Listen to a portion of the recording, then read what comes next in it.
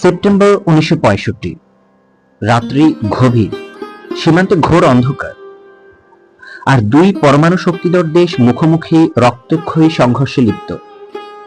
এই যুদ্ধ ছিল শুধু কাশ্মীরের জন্য নয়, বরং জাতির আত্মমর্যাদা, সামরিক কৌশল আর কূটনৈতিক প্রভাবের এক মারাত্মক পরীক্ষা। কিন্তু প্রশ্ন একটাই, আসল বিজয়ী আসলে কে? পাকিস্তান নাকি ভারত? নাকি কেউই নয়? আসল ফিরে যায় ইতিহাসের সেই উত্তাল দিনে। 1947-এর বিভাজনের পর থেকেই কাশ্মীর নিয়ে দ্বন্দ্ব।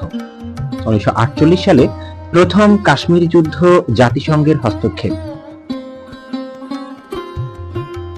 পাকিস্তানের পরিকল্পনা অপারেশন জিব্রাল্টার উদ্দেশ্য ছিল কাশ্মীরে মুসলিম বিদ্রোহ জাগিয়ে তোলা। ভারতীয় সেনাবাহিনীর শক্ত প্রতিরোধ গড়ে তোলে।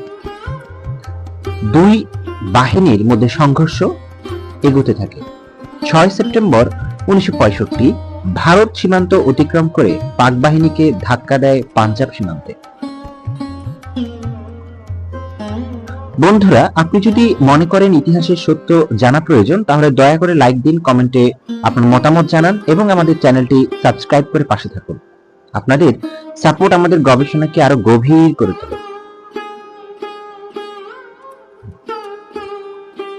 এই যুদ্ধের বিস্তার এবং প্রধান সংঘর্ষ ছিল পাঞ্জাব, রাজস্থান, কাশ্মীর, তিন দিকে যুদ্ধ শুরু হয়।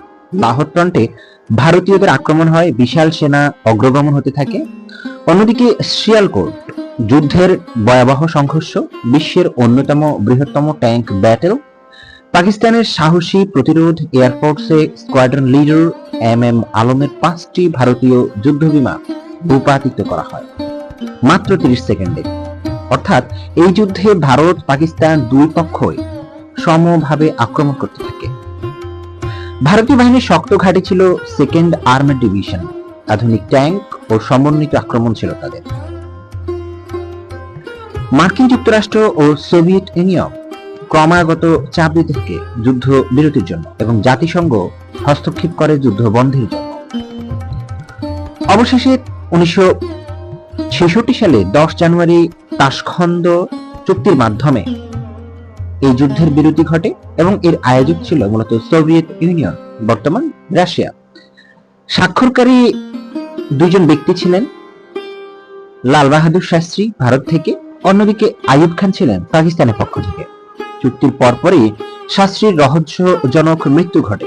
ইতিহাসে এই বিষয়েও বিতর্কিত একটি অধ্যায় রয়েছে, বা এটাও অনেকের মনে নাড়া দিয়েছিল।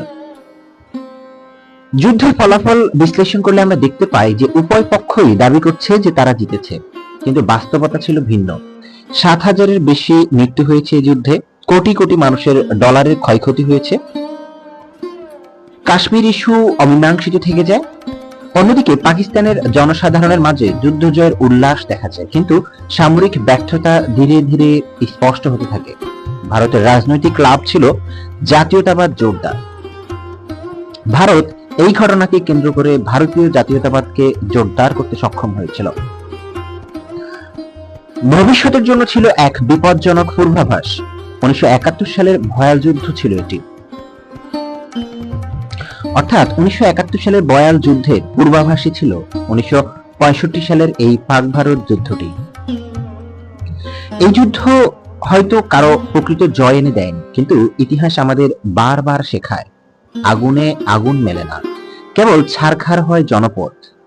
আপনি যদি চান আমরা এভাবেই ইতিহাসের গভীর অধ্যায়গুলো উন্মোচন করি, তাহলে চ্যানেলটি সাবস্ক্রাইব করুন, ভিডিওটি শেয়ার করুন আপনার বন্ধুদের সাথে, এবং কমেন্টে লিখুন আপনার চোখে কে ছিল 1965 সালের প্রকৃত বিজয়ী। জানাবেন। আবারও ফিরছি, মোহাম্মদ সুজন হোসেন স্যার। ধন্যবাদ।